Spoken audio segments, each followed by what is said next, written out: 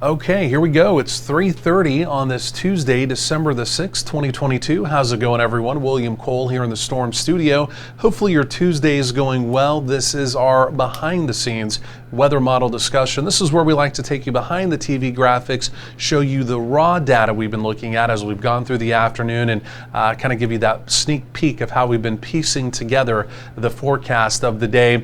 This is something we typically put on our social media. So again, if you're watching it on Facebook, Instagram, or YouTube, be sure to give us a like. Also want to say thank you to our Patreon subscribers for just $2.99 per month. You help to make this segment available, also our free mobile app, also our live channel. You help with those things as well. If you like our channel, if you like what we're doing, or even this segment, feel free to sign up on our Patreon. Again, patreon.com/weathertrackertv. Again, just $2.99 per month. Again, you can help support local Texas weather.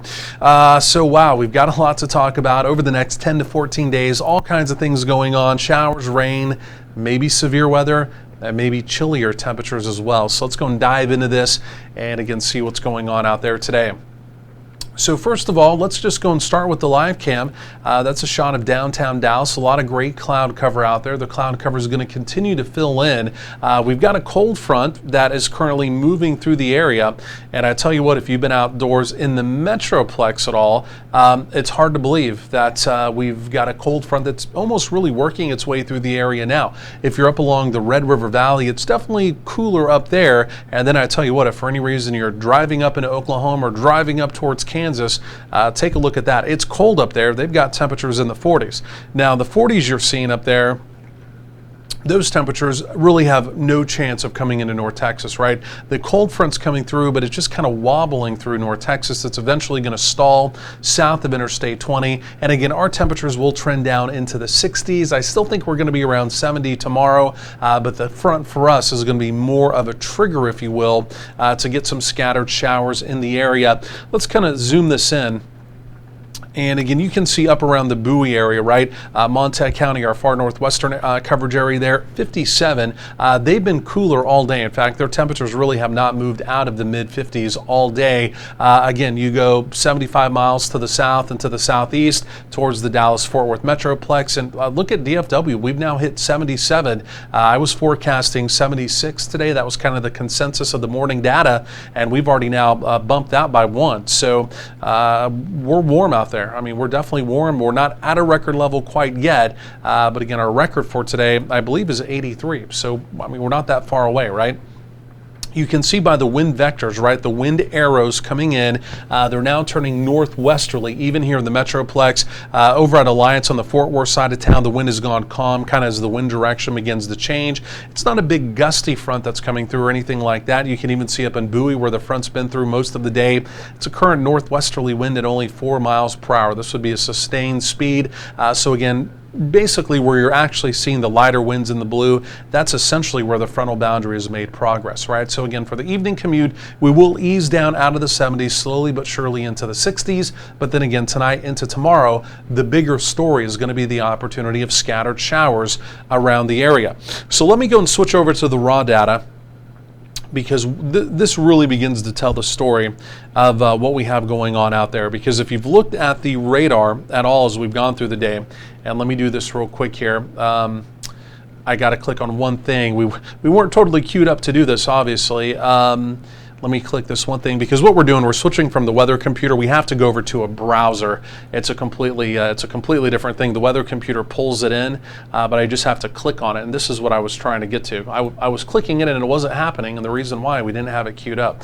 Okay, so this is the radar mosaic. We're now switching over to the raw data, right? This isn't the radar you typically see us using when we're on the air. But where I'm going with this is you see the echoes on the radar showing up, right? The reflectivity. But it's not reaching the ground, right? So far, the air mass beneath the cloud base, right, beneath the precipitation is very dry. So most of what you're seeing is drying up. That will begin to change quickly overnight. And even as we go through tomorrow, Wednesday into Thursday, it'll be a similar story. You're going to see a lot of scattered activity around, but some of it will be reaching the ground. May even have a couple claps of thunder tomorrow.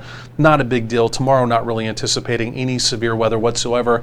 Underneath this, And really, I should say above this, again, you can see all the gray cloud cover, right? Up in Oklahoma, you can see it's that gray stratus cloud cover. It's kind of just oozing around, not really moving much. You're seeing the mid-level cloud cover moving through North Texas. That is the subtropical jet stream, right? Coming up out of the southwest and across our area, and that's Pacific moisture. That's where some of that very light reflectivity is coming from right now that again is not reaching the ground, but again, like I mentioned, truly as we go through the overnight into tomorrow, that's when we will begin to see some of that begin to reach the ground. Okay, so that's what's going on right now. Let's also look at our general upper air analysis here as well. Let me go and cue up my marker.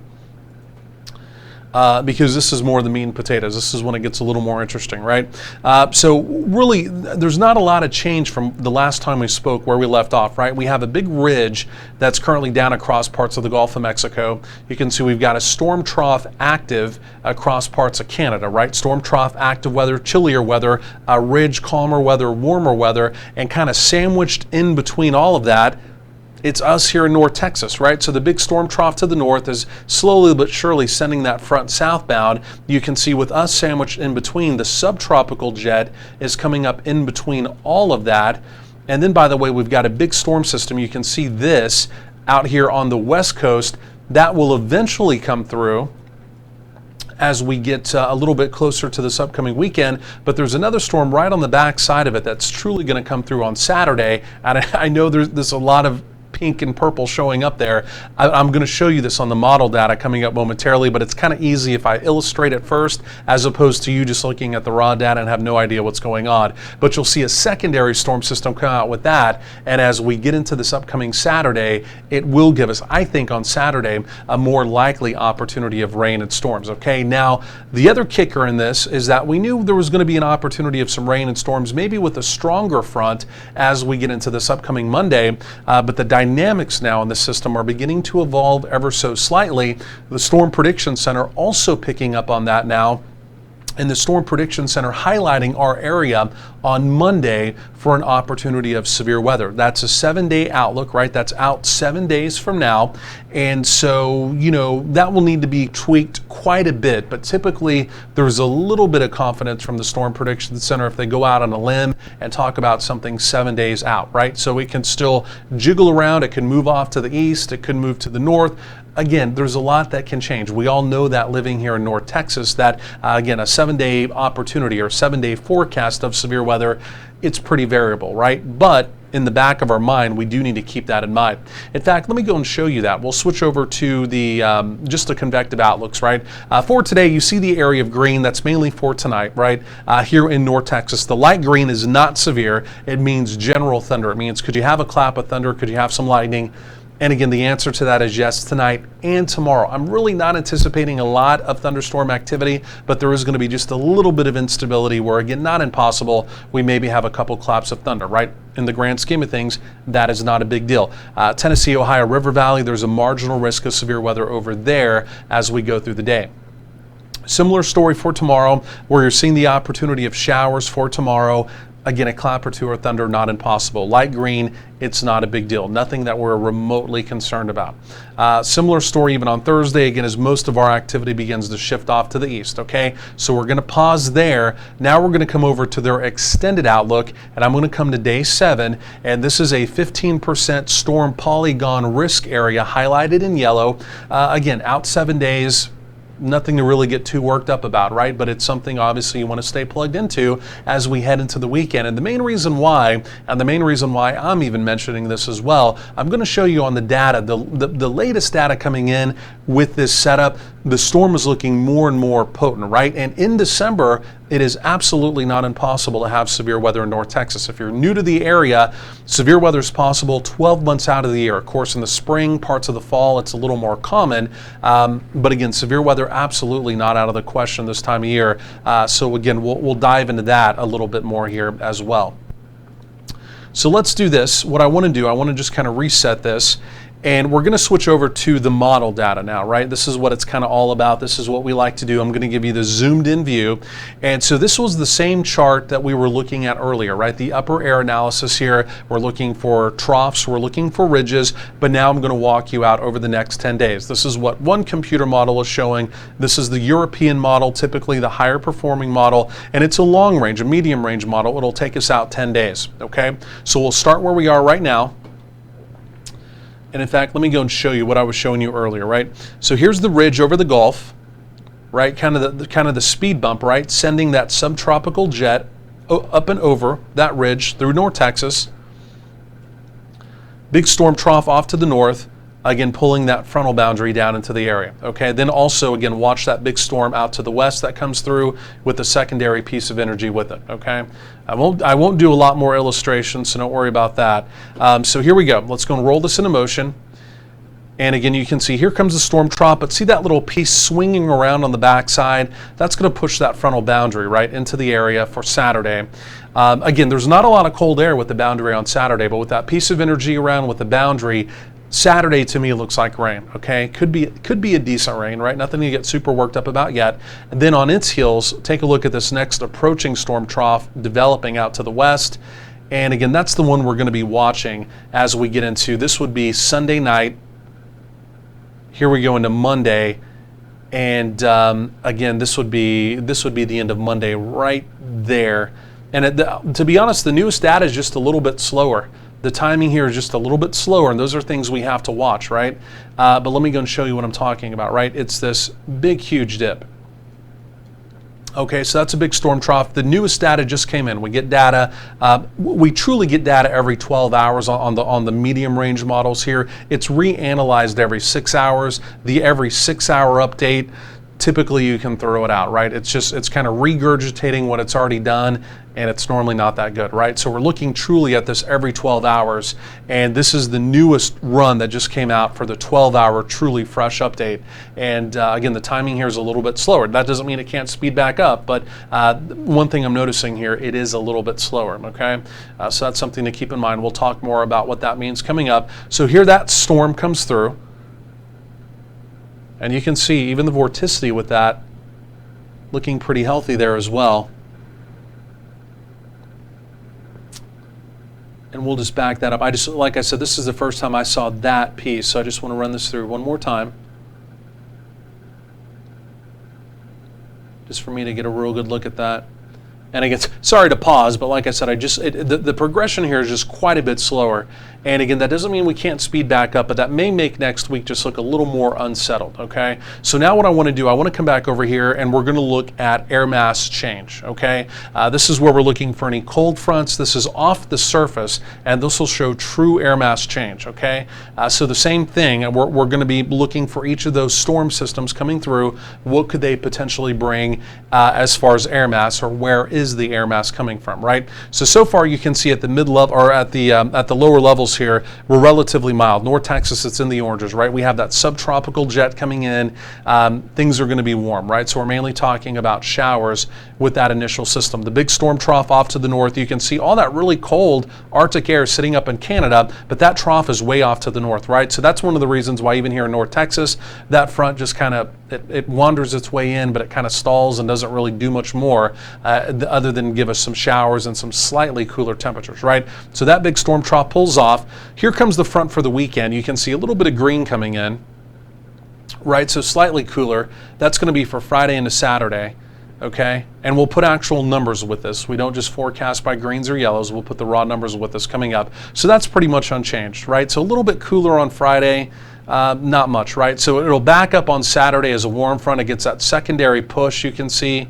It comes back through as we go through Saturday. There's Saturday late day, and I think that's when we'll have some showers. With that secondary push, you can see the boundary almost makes it down to the Gulf Coast, right? Probably makes it down into central Texas, parts of the Piney Woods, okay? Then we begin to rebound, but here what we're watching for now is Monday. And again, you can see that big next storm still coming in. It's truly out of the Pacific, but it's so deep that it begins to funnel some of that Canadian air, right? The blue is truly Canadian. It's not necessarily Arctic air. The one thing you may notice later in the period, all the pinks and the whites, the true Arctic air goes way to the north, even in Canada. And that's a little unusual, right? So we had a huge blast of Arctic air that was sitting right at the U.S.-Canadian border, currently where we are. And again, as we go through the weekend, that retreats well to the north. This time of year, that's a little bit weird. So you can see that big storm trough. Yes, is it going to bring some colder air? That next front by next week, is that going to be chilly? Yes. Okay, you can see that, but that's not Arctic air. The blue, that's Canadian air. Are you following me on that? But then look what happens where all that Arctic air gets pushed back to the north as that storm trough pulls out. As we go 8, 9, 10 days on down the road, look at that. We have a big push of Arctic air coming out of Canada back into the northern tier, but the trajectory is too far off to the east, right? There will be another front, a reinforcing front with that, but again, the true Arctic air will still stay off to the north. So what's the bottom line? What does all of that mean? It means we're mild basically into the weekend. We turn a little cooler Friday. We turn a little cooler for the weekend with some rain around. We may have an opportunity of severe weather still on Monday. The timing is a little more questionable now. And then it appears as though as we get into the beginning to the middle part of next week, we can turn chilly. And then we have a reinforcing shot of chilly air as well. So the middle part of December, maybe into the end of December, could be chilly, right? Still not crazy cold. This is not some big winter outbreak, but could we trend temperatures back down into the 40s? Yeah. Could we go below normal? The answer is yeah, right? And that's based off of all the data today. Of course, all this can change, but that's where we are today, okay? Let me do this. Let me come back over to the precip, and then we'll look at the raw numbers coming up momentarily. And then we gotta get going here because we gotta get our evening forecast on as well. Okay, so let's go walk you through this precip. What I'm going to do, and I hate to be all over the place, for the short range for the next 1 or 2 days, really 1.5 days, we're going to look at the high-res data, okay? So I'm going to kind of skip through this, and we'll come back and look at the high-res stuff, right? We know there's going to be rain around the next couple of days. Again, we'll look at that coming up, right? Okay, so there's the end of Thursday. Friday, I think we go dry. Okay, here comes that next system on Saturday. This is Saturday at midnight. Here's through the day on Saturday. As that next boundary comes through, it looks wet, right? It looks wet to me. So Saturday we'll go with the 60%. That's what I have right now. 60% probability of rain. May not still be a washout, but if you're making, weekend plans, I know it's December, maybe you're even out like trying to go Christmas shopping or something like that. You're probably not doing a lot outdoors. Saturday looks wet. Let's just plan on that, okay? And then as we get into Sunday, we clear it out. Here's the big question now as we get into Monday with the newest timing and the latest run of the data. And that'll be by late Monday, still an opportunity of rain and storm. So you see just kind of, it's just the signals right there, right? But again, an opportunity. It's a little bit further to the west than it was. But again, those could be storms that develop. And in fact, let me do this. I just want to take a look quickly here. And I always have to look so close. What you're seeing on the screen, the box is literally this big. And so we have all these things here bookmarked. And so I just have to look at it that close. I'm not blind, I promise. It's almost impossible to see. I'm just going to skip ahead in time. I just want to look at how our moisture looks for this upcoming Monday. And you can see a little dry line that's going to set up. And it's still going to be pretty far out there to the west, though. It'll sharpen up by late day. The deal on Monday, there's going to be an opportunity of some rain and storms, but all the little weather pieces of the puzzle that really need to come together that we're going to be watching for, and this is mainly more of a Pacific front out there. I'm saying dry line. It's quote-unquote a dry line. In this scenario, it would be a Pacific cold front, though, okay? Through the winter months, it's typically a Pacific cold front. In the spring and summer, you'll get a dry line set up. Typically, there's normally not truly a big difference between them, but technically there is a difference. So we're going to watch this, right? The progression on Monday looks slower, okay? So there could even be storms maybe further out to the west that come in late Monday. But again, the devil's in the details. And I'm telling you, this far out, if you've been watching our channel or know anything about us, a 7-day severe weather outlook, we're not going to spend a whole lot of time, right? We're going to tell you it's possible. We're going to continue to watch it. We'll refine the details. And again, even from this morning, the details already continue to evolve. So there's no reason to get too worked up on it yet. We'll watch it, right, as we go forward in time. But again, anytime you have severe weather, the bits and pieces have to come together just right. And right now we're already seeing what appears to be almost a pretty significant change in some of those pieces just off of the new data here. Okay, so what I've done now is switched over to the high-res data, and this is for tonight into tomorrow, even into early Thursday. And again, here's this next opportunity overnight of showers developing, and I think what you're seeing overnight into tomorrow is going to be more likely, okay, to reach the ground. And again, you can see it's still not a wave of rain. It's still going to be light, okay? And it may be that not even everyone sees rain. For tomorrow, I've got a 50% opportunity of rain. So, I mean, 50-50 shot. I think for most folks, it'll probably be at least some opportunity, you know what I mean, as we go through the day, but it's just not going to rain all day. And again, there, as we get into early Thursday morning, you can see most of that activity does begin to lift off to the northeast. And as we go through Thursday, we'll begin to dry things out. In fact, I've lowered rain probabilities on Thursday to right around 30%. So let's look at total precip, and then we'll look at the raw numbers real quick, and then I'll let you go, because even here we got to get on with it. But let me see if I can find this on here. And like I said, we've got to figure out a way to make this, when I'm doing these, a little bit bigger so I can see what's going on. So I'm just going to run you out. This is for a 10-day total, right? So we're not even going to take it day by day. This is 10-day total precipitation opportunity. And again, this is based off the Euro. The Euro is saying over the next 10 days, with all of these rain opportunities we have in the Metroplex, we may see 1 to 2, a little more over up on the Arklatex and a little bit less out to the west, right? It's a variable changing number. Again, don't buy too much into it, but will there be an opportunity for some at least decent rain in December, which again, keep in mind as we get into January, we typically start to get pretty dry, right? And even in December, you know, sometimes it can be frozen precipitation or wintry precipitation. So again, getting some at least opportunities of rain in the forecast, not bad. And again, all of this that we've been talking about so far, none of it, there's even a hint of wintry precipitation. Now, with the chilly air coming in by the middle of the month, you know, that could change. So we got to watch for that for sure, right? Okay, let's take a quick peek at some of the raw temperature numbers here. And then, like I said, we'll let you get on with it. And again, as we take a look at this here, so 74 tomorrow, that's what I have. I have 70. I think it's going to be variable, right? If we have a little bit more in the way of showery activity in the Metroplex, we may be struggling like through the 60s, right? I don't necessarily see us lower than the 60s. I mean, really, truly, 61 is my forecasted low overnight, right? So if a little bit more of that cooler air oozes into North Texas from up in Oklahoma, I mean, it's not impossible, but right now, most of the model consensus is 70. But again, don't be surprised if we're maybe struggling through the mid 60s or something like that if we see rain. If there's more rain just off to the north of the Metroplex, then yeah, we may easily do 70 tomorrow, right? 74 on Thursday looks about right. Again, there's that week cool down, right? With that next system, Friday and a Saturday. Again, there's not a lot of chilly air with that system at all, right? So it'll take us into the 60s, technically still above normal. We begin to warm things back up before that system on Monday, right? So a warm up there, and then on the back side of that system, again, we begin to trend down. I'm trending temperatures down already on Tuesday, depending on the timing, right? The newest timing is a little bit slower, so we'll watch that. But then here you go. You can see as we get into next week, it's taken our highs into the low 50s.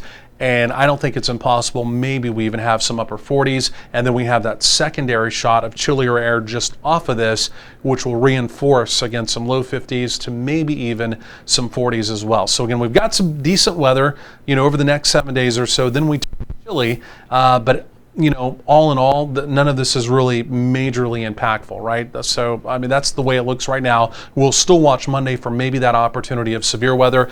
That could be impactful, but again, like I mentioned, the devil's in the details on that, and a lot more to come on that going forward as well. Otherwise, just a quick reminder, if you haven't already downloaded our free Weather Tracker TV mobile app, be sure to do that. You can go to your app store, download it today. Again, it's available at the Apple iTunes Store and also the Google Play Store. Just type in Weather Tracker TV. Again, otherwise, a big thanks to our Patreon subscribers. Again, if you do want to do that and help support our channel, $2.99 per month, patreon.com/Weather Tracker TV. Otherwise, enjoy the rest of your Tuesday afternoon. And again, we'll talk to you back on our normal channel through the evening, and again, we'll do another one of these tomorrow as well.